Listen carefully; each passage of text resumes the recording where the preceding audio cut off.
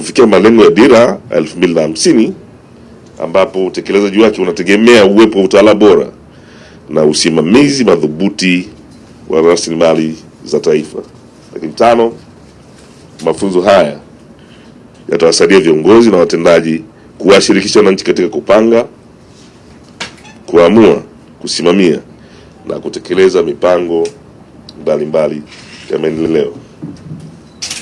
Ndugu washiriki, nitumie fursa hii kutoa wito kwa makatibu tawala wa wilaya na wakurugenzi wa mamlaka za serikali za mitaa wahakikishe maafisa tarafa wote, maafisa watendaji wa kata, mitaa na vijiji wanahudhuria na kushiriki katika mafunzo haya muhimu ambayo yatawasaidia kuwajengea uwezo wa kutoa huduma bora kwa wananchi kwa kuzingatia utawala bora na sheria.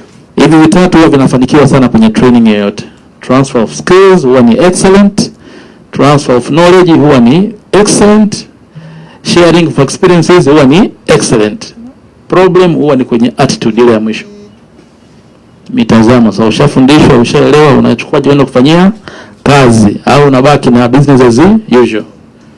Kwa hiyo ili nisikose posho ya hotuba niliyosema hapa, nisisitize tu kwenye ile moja la kwamba tujitahidi attitude change, mindset change, tutakayojifunza hapa na kuelimishwa hapa na tutakayopata mapya, kusema la kweli twende tukayaput to use ili tupate tija ya kumkusanyiko huu na tija ambayo imekusudiwa na wizara ili malengo haya yafikie, mafunzo haya yafikie malengo yake. Malengo ya kutoa mafunzo haya ni pamoja na kuwajengea uwezo viongozi na watendaji katika mamlaka ya serikali za mitaa ili kuimarisha utawala bora na usimamizi wa rasilimali za taifa kwa ajili ya kuleta maendeleo endelevu ya kiuchumi na kijamii.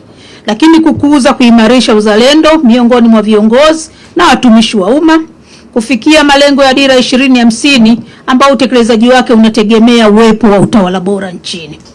Mheshimiwa mgeni rasmi, kwa kuzingatia dhana ya ushirikishwaji, mafunzo haya yanaratibiwa na Wizara ya Katiba na Sheria kama ambavyo nimeongea, na yatatolewa na uwezeshaji kutoka Wizara ya Katiba na Sheria, Ofisi ya Waziri Mkuu TAMISEMI, Wizara ya Mambo ya Ndani ya Nchi, Jeshi la Polisi na Tume ya Haki za Binadamu na Utawala Bora.